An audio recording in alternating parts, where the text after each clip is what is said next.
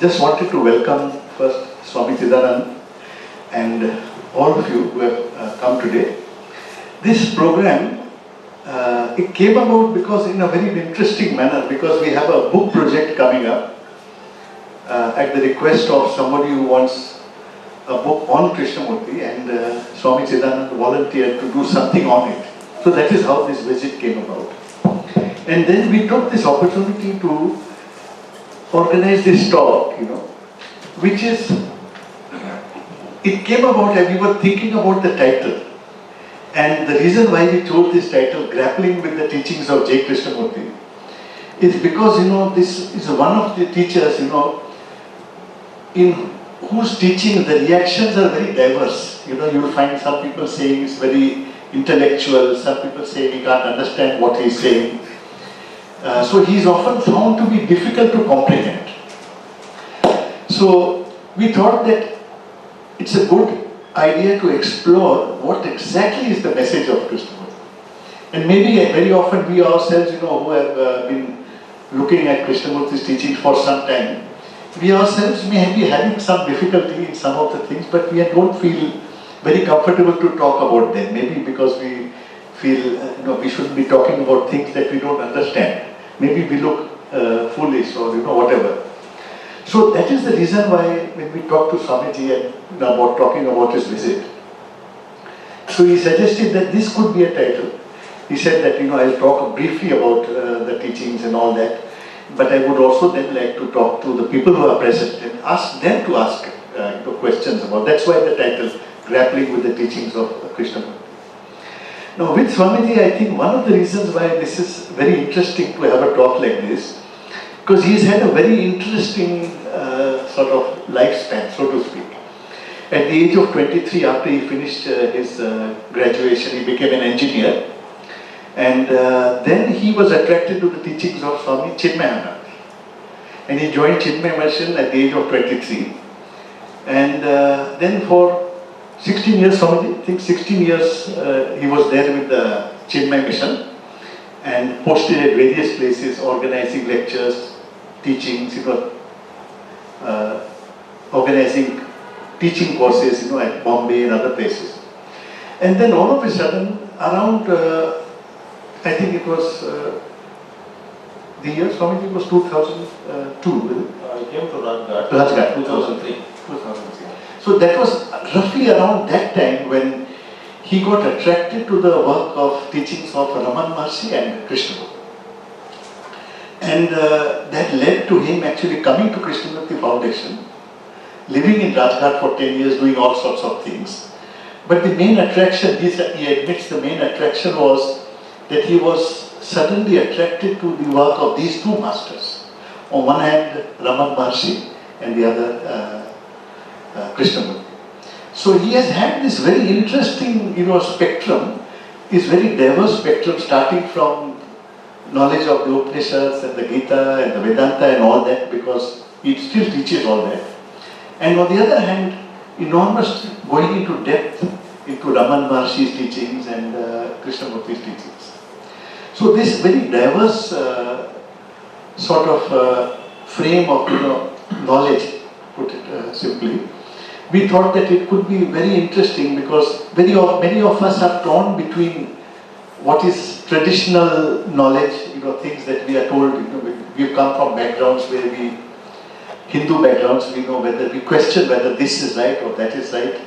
Are the rituals right? Why do they talk about... so where exactly does all this meet? And very often all of us have had these questions. But we often have people who talk to us but who are either committed to one form or the other. So they're either looking at if they've been involved with puja or tradition, etc., they're looking at that, or if they have been on the other side of the spectrum. But Swamiji represents a good mix of all that. So sometime after 10 years, when he was at Rajghat, he then left to start his own NGO, which is called The Flame of Who Am I. So it's called FOWAI. So that is what he does now. So it's his own, so he is now totally on his own. He has this NGO which he runs, and it's actually into self-inquiry and dialogues and spiritual inquiries, etc. They have a publications wing also, and I was reading two very nice books this morning, two booklets. And so that's just to give you a brief background of Swamiji. And as I said, the topic is intended to be a joint exploration. That's what Swamiji suggested, that we want to make it a joint exploration. So whereas he will be talking about a lot of things initially, but he said at some point, I want to actually get people involved in this and invite their questions. and so that we can interact and look at these things together. So with that, just want to hand over to Swami.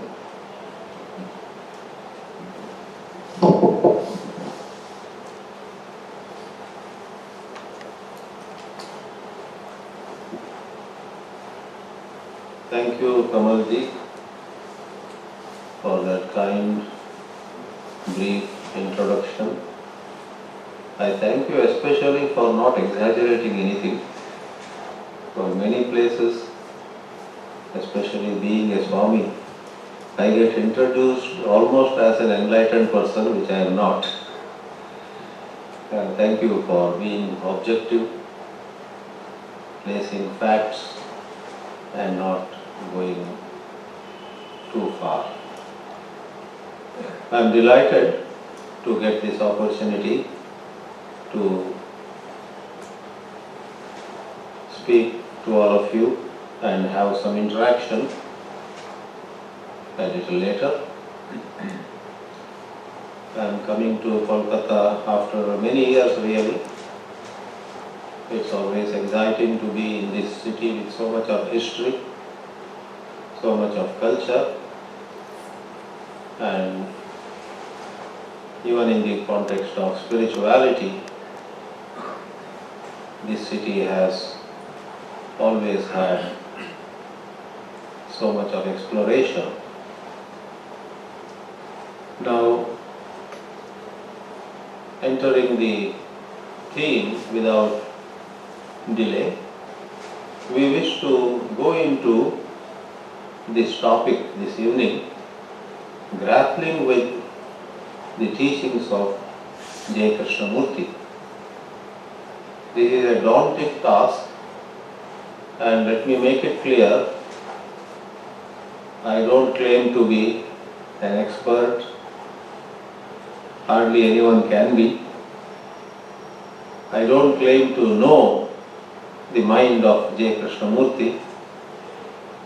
So, what I am going to try is really to join you in an exploration, to be one of you, to reflect on this body of the teachings. Krishnamurti has been a great challenge to not just the so-called common people. He has been a challenge to teachers themselves. It has been rightly said by many that Krishnamurti begins where many other teachers end. Krishnamurti becomes a mighty challenge for the human mind because he simply avoids, he simply keeps away from those comforting structures, those settings, those truisms or those frameworks which give to human mind some false hope. He has been called, rightly I would say once more, an iconoclast. The word iconoclast means idol breaker. Icon is idol, clast is to destroy. He was not an idol breaker in the physical sense, but he is rightly called iconoclast for he dismantled numerous conceptual structures. He questioned, as we know, he raised very, very vital questions. Today, we are using the word grappling with the teachings of Krishnamurti, and as you know, we use the word grappling in the context where it's difficult to hold something, where it's difficult to have a handle on something, then we use this word, grappling with it. So I must say a few words why we chose this particular word in the present context. For our mind time and again tries to put any teacher, anyone who says something, into a known framework. Here, in the case of Krishnaji, it becomes simply impossible. We are generally too eager to find an answer and settle with that answer. And Krishnaji, as we know, was someone who discouraged us from settling down to a hasty answer, a half-cooked answer. He, in fact, with great understanding, not just for the sake of saying it, said to us, hold the question, stay with the question. While the general tendency with us human beings has been to describe God, the ultimate truth, freedom, or describe things like love, describe many beautiful things and embrace a wonderful description without realizing that those beautiful words, that poetry, that gift of language is not going to take us anywhere. At the most, the achievements of language can give to us a temporary pleasure. It was Krishnaji who therefore stood up against the comfort of description. The description is not the described, was one of his statements, as most of you know. We are sitting here in Kolkata, where the most well-known name of an all-time classic mystic is Sri Ramakrishna. And as most of you know, in one of his parables, Sri Ramakrishna used to convey through parables wonderful truths. Two sons of a father go to a Gurukula, and when they return after some 12 years, the father, in front of many villagers, says to those two boys, "What did you learn in the Gurukul?" And both the boys give a very, very reassuring answer. We studied this, we studied that, a long list of branches of knowledge, the Vedas and such things. And the father then asks, in front of many elders, "Did your guru or gurus teach you Brahma Vidya?" And the boy says, "Yes." Then the father asks the first son, "Tell me, what is Brahman?" And the first son goes into elaborate descriptions, quoting left and right from the various Upanishads, I guess. And on. Probably the father had to say to him, "Stop, that is enough." Okay. The villagers were impressed, but the father had a face that was not at all happy. The father then asked the second son, "My dear boy, now it's your turn. Tell all of us what you found about Brahman, the supreme truth."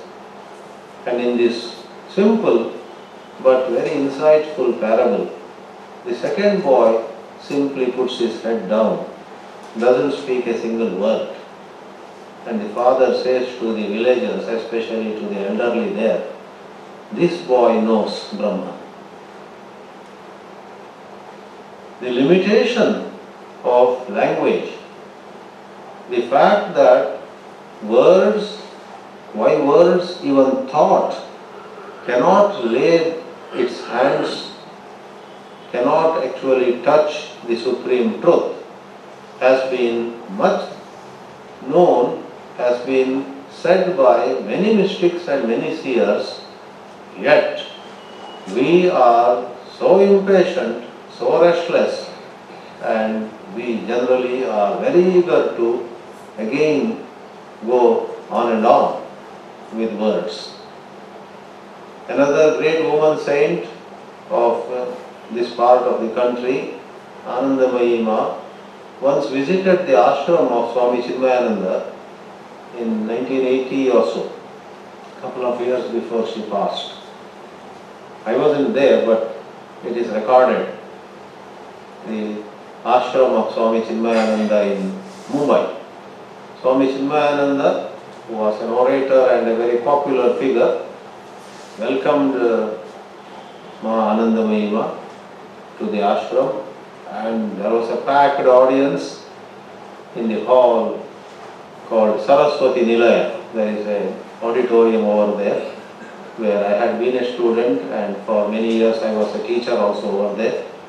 So in that beautiful hall where a whole lot of Vedanta learning was taking place, is taking place, Anandamayi Ma was led to the stage, and Swami Chidananda, with his wonderful personality, took the mic and welcomed her and said, "Ma, we would now like you to say something to all my students." And Ma just said, "Kehne ko kya hai? What is there to say?" And did not utter a single word. It was very embarrassing for many people. The chief guest is not giving a lecture. They were ready for a long lecture. But Anandamayi Ma said, "Kehne ko kya hai?" and just paused there with a smiling, serene face. And in some of these organizations like Chinmaya Mission, I also am from there in my background, we are so used to discourses and lectures and long talks and discussions and so on and so forth. But now the whole function, whole event, the whole program was apparently coming to an abrupt end, with Ma just saying what is there to say. But then, as things would turn out, Swami Chinmayananda ji just took the microphone and he gave an hour of wonderful speech on the significance of that statement, what is there to say. He spoke on how all the Upanishads actually talk about how words cannot touch the truth. In the Upanishads, there have been many statements that thought and word utterly fail to touch the ultimate truth. So, Krishna ji was an extraordinary, unusual teacher. He too spoke. He gave lots of talks. He wrote books. In fact, people asked him, "You say don't read any books, but you have written books." But he had no, confusion, or he had no second thought on it. Without batting an eyelid, he had told his people, "I ask you not to read any book, don't read my books also. Read the book of your life." At another place where somebody urged him, this must have happened many times, "Please tell us once more, what is the essence of your teachings?" He said with a very polite disposition. As you know, he used to tell, or he used to address even young people with the word "sir." Somebody in 30s or 40s, suppose, were to ask him something, he already in his 60s or 70s would say to that young man, "Sir." So that day he said, "Sir, you are asking me what my teachings are. There is nothing called my teachings. All I have been asking all these years, all these decades, is for you to not study my teachings or somebody's teachings. I am asking you to study yourself. I am asking you to study your life. So, his literature, the legacy that he has left behind, stands apart. It's a cut above a whole lot of so-called spiritual literature. How it asks us to let go of our dependence on some concept, some picture, some description, and that is where, in fact, one of the finest summaries of Krishnaji's teachings has been, as expressed by a colleague of mine in the KFI. The finest summary I have come across is to be with what is. To be with what is the finest summary I have come across of the teachings. Not to be with this book or that philosophy, not to be with this picture or that portrayal, rather to be with what is. This what is, unfortunately, lacks glamour. Vast numbers of people are hungry for some glamorous, phrase. If you tell them, realize the supreme truth, get enlightened, climb the ladder, go up the chakras. I'm trying to explain to you what glamour means. There are 7 chakras, you must rise up to the 7th and go beyond. Or you must know the Atma, you must know Paramatma, some such words. Or in the Western religions, enter heaven, save yourself from sin. These concepts have always held the human mind in their captivity. Here comes an appeal, be with what is. So what is this what is? It is once more very unglamorous. Suppose you are feeling bored, that boredom is what is. And the teachings here ask you to stay with that boredom. They don't encourage you to fancy some wonderful company, to go on a trip, to go on a fancy imagination. They don't encourage you to do that. Rather, we are asked to be with this boredom, if that is what is. We are not encouraged to imagine boredom. Another day, it could be the opposite. You are not feeling bored, you are feeling on top of the world. Then that feeling on top of the world is what is. Please note. Someday you are afraid for whatever reason. If that is what is, that is what is. So what is for the so-called conditioned mind a very, very unattractive proposal. But for the inquiring mind, and I trust that we are here trying to inquire, for the scientific mind, for the mind which is serious, what is more fascinating than anything else. In a manner of saying, it is more glamorous than any other glamour. For we have an activity of the mind, and it is right there in that activity of the mind that the door to freedom can be found. Not by conceiving, not by picturizing, not by visualizing something else, leaving aside, leaving behind whatever is happening within us.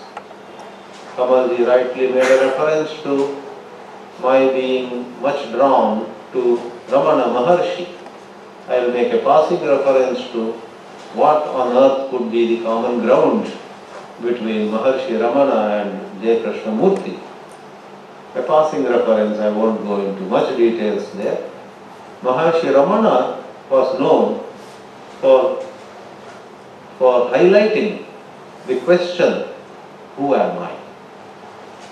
No matter what the issue was with a visitor, he would say to the visitor, find out who you are. Let's say somebody went to him with the grief of having lost his only son. The man, the visitor says, my only son died and I am drowning in terrible sorrow. Maharshi would say, find out who is in sorrow. The visitor would say, I am in sorrow. Maharshi would say, yes, I know. But what is that I? So there is this I that is in deep sorrow. So, but what is this I? And this questioning, who am I? What is this I which is in sorrow? Is self-inquiry. And Krishnaji, by asking us, stay with what is, did not in fact create a new philosophy. In fact, some of you may know, Krishnamurti never liked to be referred to as a philosopher. He would beg of people, please don't label me as a philosopher. For it was not his idea to delineate, to build or to formulate another philosophy and then show the steps and create another set of concepts. Rather, he was appealing to all of us to notice whatever there is on its own. Departing from bookish learning, moving away from mere scholarship, there was such an appeal in great, precise, clear language to stay with, in this example I cited, sorrow. Maharshi Ramana would say, find out who is in sorrow. Krishnamurti would ask us, observe, watch your sorrow. Then you will find there is a psychological structure holding that sorrow, supporting that sorrow.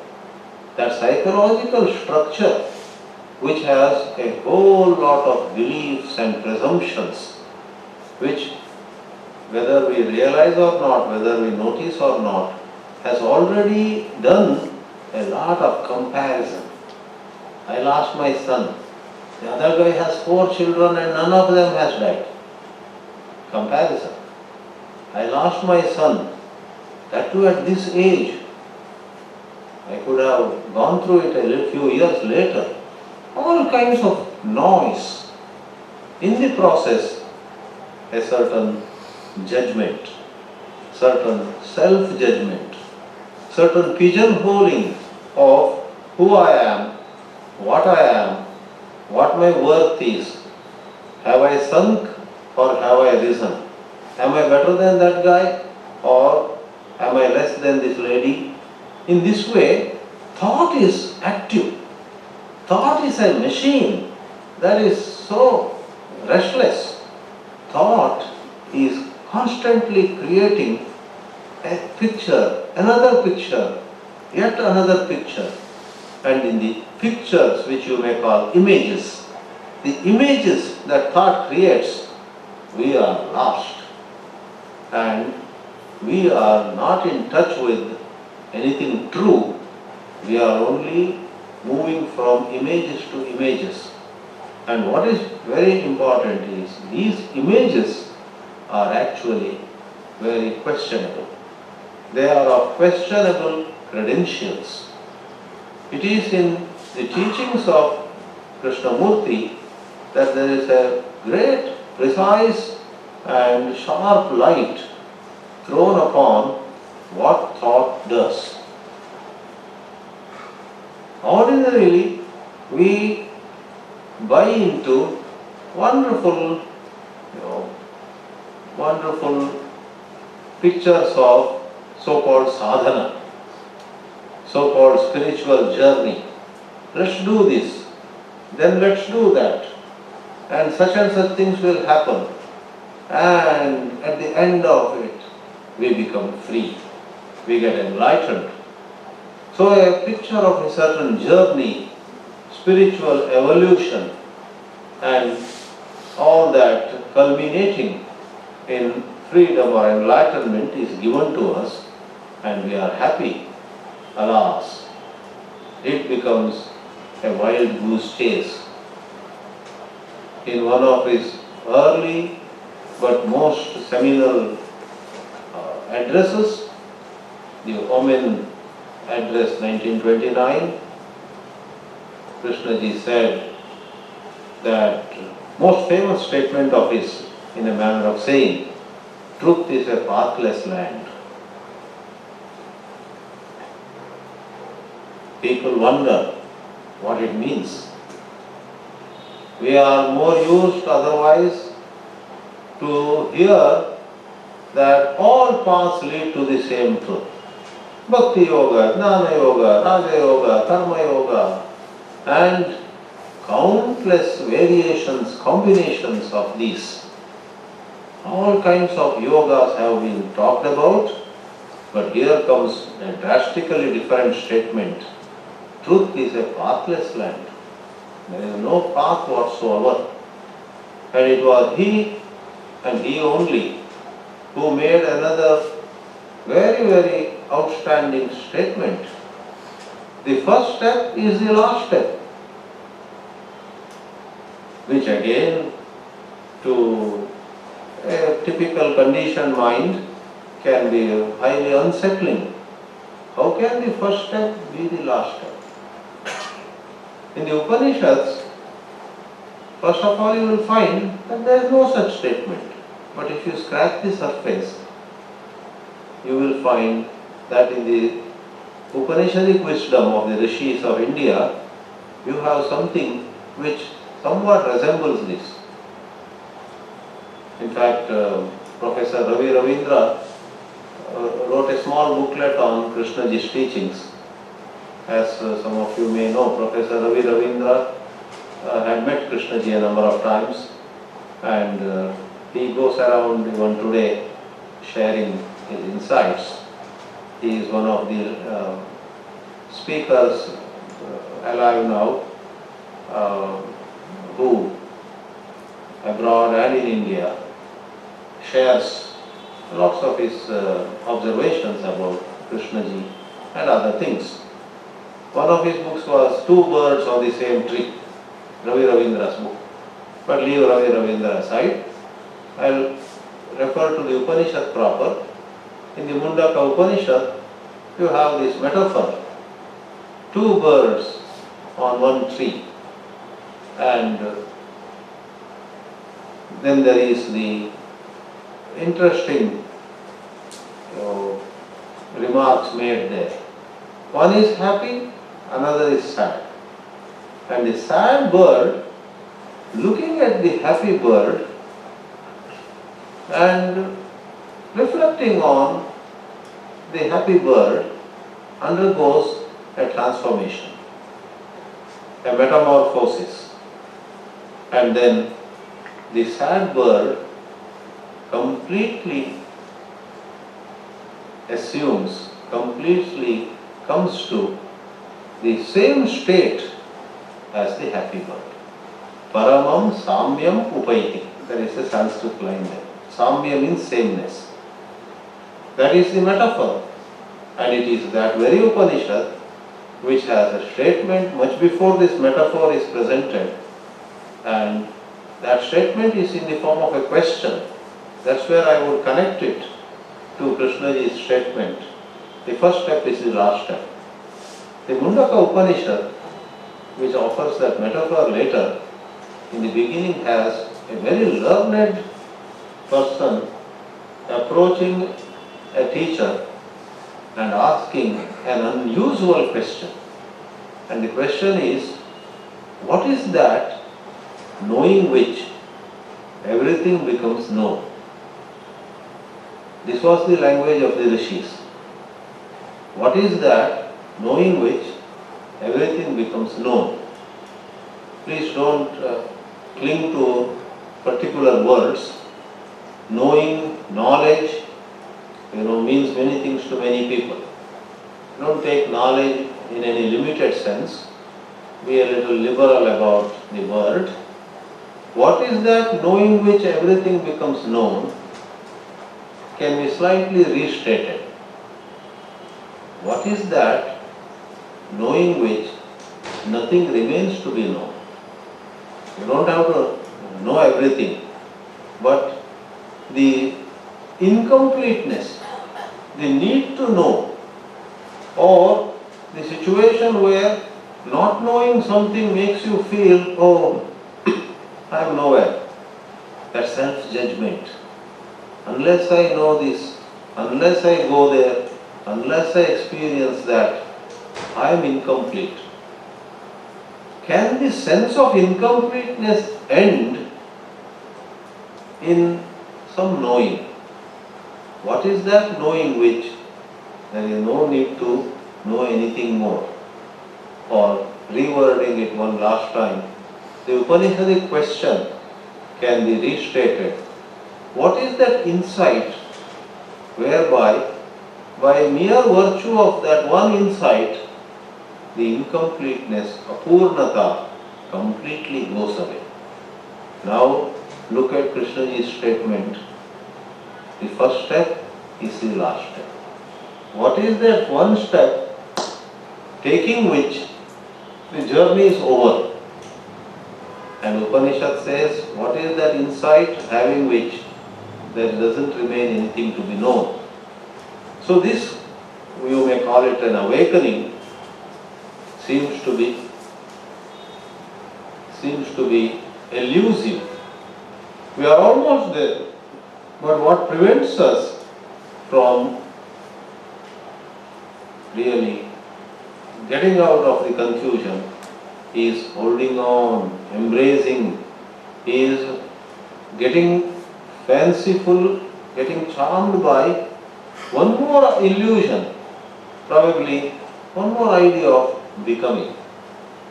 In fact, even the mind of people who are scholarly, mind of people who study all these things, who listen or give talks, write books, etc., alas, even the mind of such people fancies becoming a scholar on this kind of material rather than letting go of any becoming. This desire to become happens to be so powerful. Notice, or please note, one sees the sad limitations of any image that one might assume for oneself, but then a new image of let me be somebody without any image about myself. That again holds one, that again catches one. Grappling with the teachings is especially what we are deliberating on, because there is so much of confusion. I meet people who say Krishnaji is very difficult to understand. Krishnaji's teachings are very abstract. I want to say something about this. I have been reflecting on it. How come large number of people regard or have an impression that this is a hard nut to crack, not our cup of tea, and so on. They keep a distance.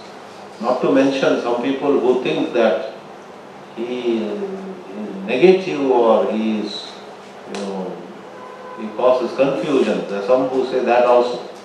We'll treat or we'll consider both these camps. First of all, I won't be too long on this, briefly. What makes people think of these teachings as abstract is nothing but their eagerness, their impatience with regard to holding on to a concept. With things like freedom, with things like love, which are in fact very serious issues, alas, the human mind wants to make a short work of it. Imagine there is a book available in a bookshop, A to Z of love, and somebody looks at it, grabs it, my God, so simple, it's only 200 rupees. I'll buy this up, and I buy this for 200 rupees, and I will come to know A to Z of love. How ridiculous. So is the general thinking. I gave example of a book as just an illustration. So is the thinking in human mind by and large, that freedom, so-called emancipation, so-called living in love, etc. How ridiculous the human mind tries to visualize it as a matter of do this, do that, and there you are. So the attachment to oversimplifying and hastily hugging, hastily embracing techniques and methods, etc. has caused this tremendous difficulty. It's not a natural difficulty, it's a self-created difficulty.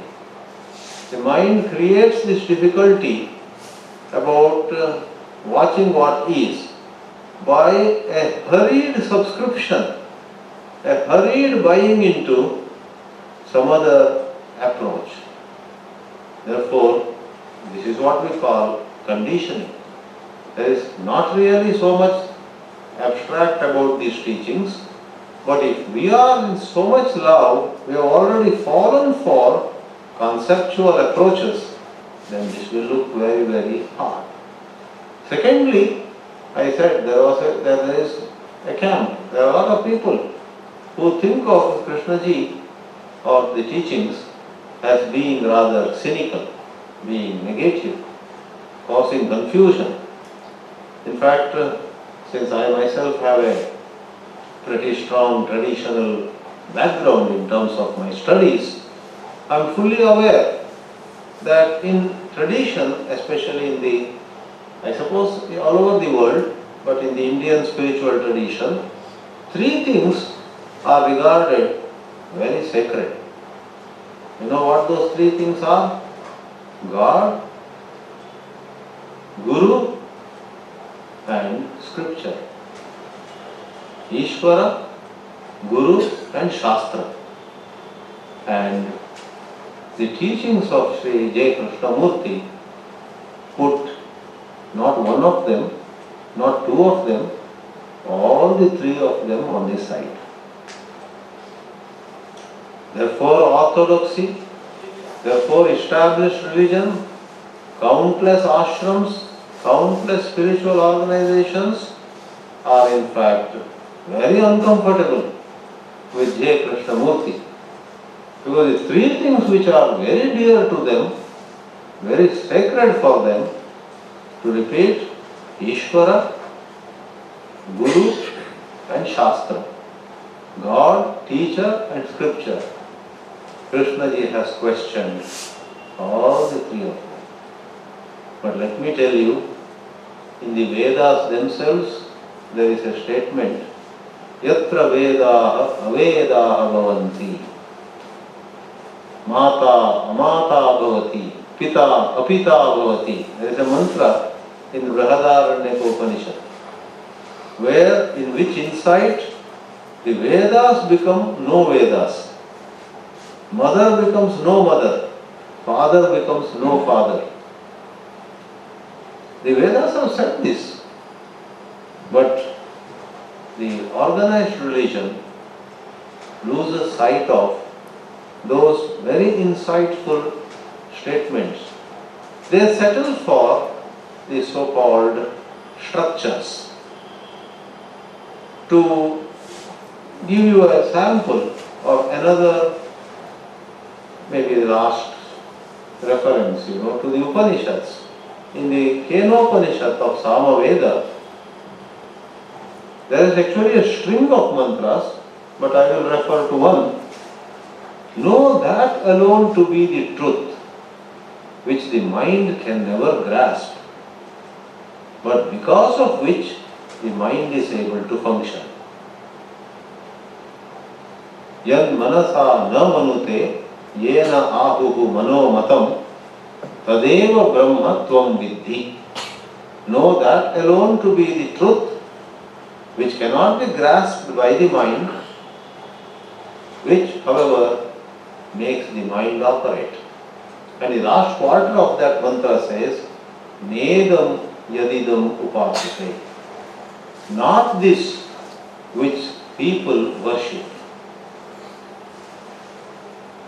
People worship numerous forms, numerous ideas. Certain religions in the world, like popular Hinduism, gives anthropomorphic forms also. Certain other religions under the sun think of God as only a power. No name, no fame, no figure, no form. Nama Rupa, we call it. Doesn't matter.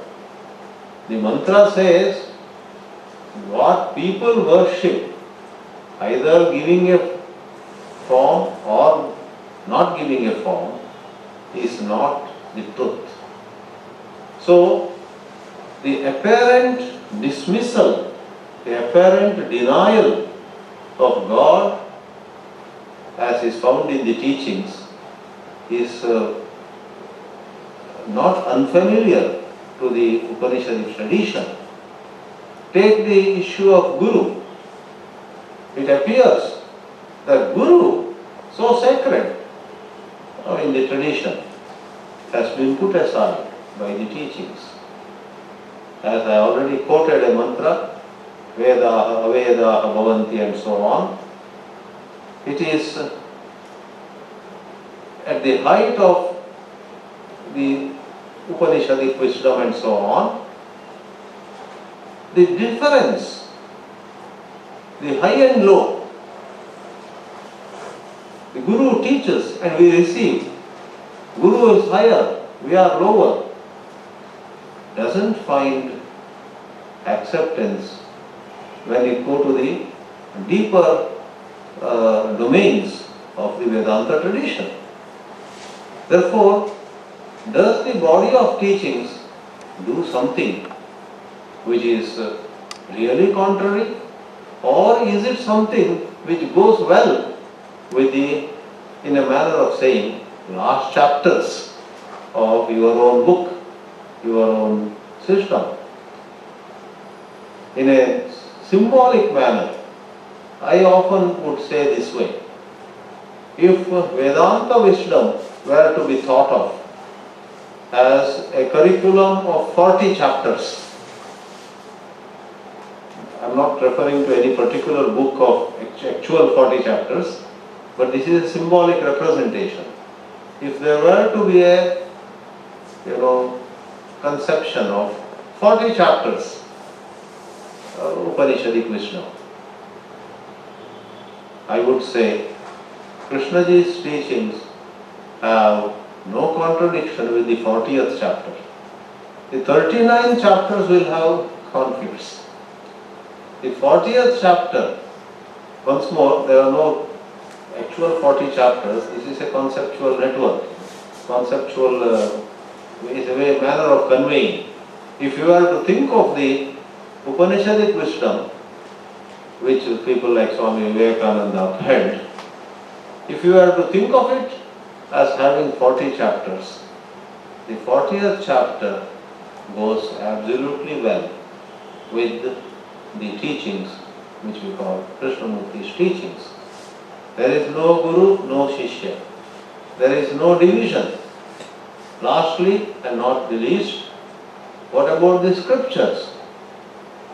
Ishvara, Guru and Shastra. Shastra is scriptures. The scriptures too have actually only the role of reminding what you are. They don't create anything. They don't produce anything. That is where you may once more see that the appeal, be with what is of paramount importance. You don't have to create something. You don't have to produce something.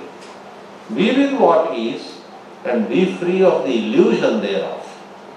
There you are. That is the one step which he talked about. First step is the last step. That is the step which sets you free. Somebody, a friend of mine said nicely, Krishnaji's teachings talk about truth is a pathless land, and if one doesn't appreciate that insight, one is caught in an endless path. The choice seems to be between the pathless land and an endless path. A path where there is no end, you keep going, you keep going. Did Krishnaji say at certain place to some learned people, you have been plowing and plowing. When will you put the seeds, sirs? He asked. Once a bunch of Upanishadic scholars went to him, and they were all ready, maybe they had rolled up their sleeves to talk a lot about what Upanishads had said and so on. It has been recorded. Krishnamurti said to them, sirs, wait a minute, what have you done with the essence of Upanishads? Don't tell me all the details. What have you done with the essence of Upanishads? What have you done with the shining essence? He used some very complimentary words over there. And then he said to them, looks like you have just been busy translating them from Sanskrit to Hindi or to English or to another language or back. You are spending all your life translating one language to another. Why don't you take the essence and realize what is pointed out there? So that passion about the essential thing to be done. Human life is not meant for going round and round. You read many books and then you write many books. That's not the job. It's not about the horizontal expansion. Can you not find a depth in yourself? So I made a couple of comments on how there has been difficulty in certain camps. I meant the traditional camps. Oh, he is coming down on Ishvara, Guru, Shastra and so on. Are you sure he is coming down on them? Or is he lifting you to see something on a much higher level? Now I want to say a couple of words on another camp which is nothing to do with tradition, another camp which also has difficulty in grappling with Krishnaji's teachings. With that I will bring my presentation to a close, and that is, there are certain statements in Krishnamurti's teachings which do make the non-traditionists also jittery. The non-traditionists also. By non-traditionists I mean people who are not attached to Christianity or Vedanta, Islam or Sufism or anything. They have in a sense an open mind, but they have difficulty with certain statements. And one of the examples for that is certain things that J. Krishnamurti would say. He would say, thought, self and time are one. And people wonder, thought, time and self. When there is ending of time, when there is ending of self, when there is ending of thought, then you find love. Such statements you come across. However, here too we would say the difficulty if someone experiences, if someone feels that this is abstract. I am trying to deal with that issue. What makes people feel this is abstract, this is going above my head, this is not what I need at this point of time in my life? People say such things. With due sympathy, with all sympathy for people who have this difficulty, we wish to just say that if you once more take a dispassionate look at this statement, and many a time the difficulty could be because you have not understood what the word is, what the word means, what is thought, and in what sense does he mean time, in what sense does he use the word self. If a little unbiased reflection, or if one is unable to reflect on one's own, that's where dialogues are helpful. At our Krishnamurti Center here too, at Deodar Street, we hold occasionally dialogues. The dialogues are meant to help each other get a bit clearer about what is meant by this word. Language is something where same word can mean many things. The common example given is the word bark in English language. B-A-R-K, bark. It could be a dog's bark or it could be a bark of a tree. Same word. Somewhere else, the word New York can mean a city or it can mean a whole state.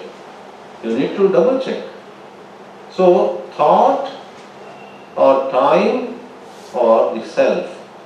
It doesn't require a PhD in philosophy to understand what these words mean. You don't have to be a genius, you don't have to be a prodigy, you don't have to be gifted with some extraordinary intellectual abilities. There are people with that kind of abilities. Right now a 15-year-old boy is making news all over the world. A boy in USA of Indian origin, Tanmay Bakshi. Google that name, Tanmay Bakshi. He is amazing. 14, 15-year-old little boy. He has already authored so many books. He is already invited to very many conferences. He is going through homeschooling because no school can handle him. He is so brilliant. A little boy born to parents of Indian origin in the United States. And he is a genius who can speak on artificial intelligence. And there is something called IBM Watson. And he knows so much about IBM Watson. Now, my point is, excuse me if it seemed like a departure, digression. My point here is, you don't need the intellect of Tanmay Bakshi to understand Krishnamurti. It's not that kind of Einsteinian mind or Tanmay Bakshi mind, or there are so many others. Another Manjul Bhargav from Indian origin also has made a lot of news. Amazing intellect they have. They take a subject and it's just mind-blowing. And when they do it at the age of 14 or 15, you wonder what human mind, what kind of capacity it can have. But here, you don't need that kind of intellectual abilities. What you need is a bit of a silent, unbiased mind. If you can quietly take a second look, I have my own notion about what thought is. Tell me what thought is. You check with in a dialogue. Then you understand thought, self, time, all of them are an activity inside us, are a way of going about thinking, a way of going about conceptualizing, where we separate others from ourselves through comparison, through competition, through jealousy, through notions. We don't know whether somebody is way ahead of us in whatever, health or wealth or whatever. But the mind jumps to a conclusion. How ahead he is and how behind I am. Are you sure? Do you know? In so many issues, the limited intelligence of thinking processes creates these divisions. And Krishnaji made that remarkable observation that if this thought could be watched, if thought could be looked at and could be freed from these conclusions, jumping to conclusions, right? It applies to, I just give the example of jealousy and so on. It applies to all kinds of divisions, communal divisions. Somebody is a Christian, somebody is a Hindu, somebody is a Sikh, somebody is a Muslim, and you belong to one of these camps. And then if you carry certain notions, certain sweeping generalizations, if you carry certain judgments, that is thought. And that judgment you carry, that sweeping generalization you carry, is utterly questionable. And friends, to re-examine that kind of judgments, that kind of conclusions, has tremendous value. To stand apart, to look at those notions that we have about some community or just our neighbor, to take a second look at the judgment that we have about just a colleague or our own spouse or child, to take a second look. That taking a second look has so much more value. I would say there is so much religiosity in it, while ordinarily we would think repeating God's name or doing some ritual or going on a pilgrimage, we attach religious value to, religious merit to those things. We do not realize how much religious merit there is in simply being watchful at our judgments. It is in this sense that thought, self, time, etc. as produced by the thinking machine, not the clock time. We are not talking about the clock time. The clock ticks away. Hours pass into days and days pass into weeks, weeks pass into months and so on. That is the clock time, chronological time. But our mind has its own way of creating sense of time. So there is, once more I would say, it's not too intellectual. We just require some simple native intelligence which is waiting in everyone to operate. So if we give a chance to the simple intelligence that we have, which doesn't require a PhD, which doesn't require a Tanmay Bakshi kind of intellect, which doesn't require ability to memorize, ability to do information crunching, like computers might do. All that is not required. Simple, unbiased ability to observe, watch, see things, let me see what it is, that kind of stuff. Then that can bring about a tremendous inner change. That transformation, certain basic, let me say this and pause, certain basic notions that others are others and we are we. A dividing line between so-called others and so-called we. To what extent it is rooted in fact, and to what extent the division of others and us has been created by thought can be understood not by reading one more book, but by quietly watching our own mind in operation. Therefore, grappling with Krishnamurti's teachings doesn't require intellectual richness or some other kind of talent, but a simplicity of heart, a simplicity of living, a simple childlike ability to observe our own thought in operation can steer clear of so many obstacles. It can help us grapple with things where otherwise we were failing, where otherwise we were going in circles. Thank you for your patient hearing.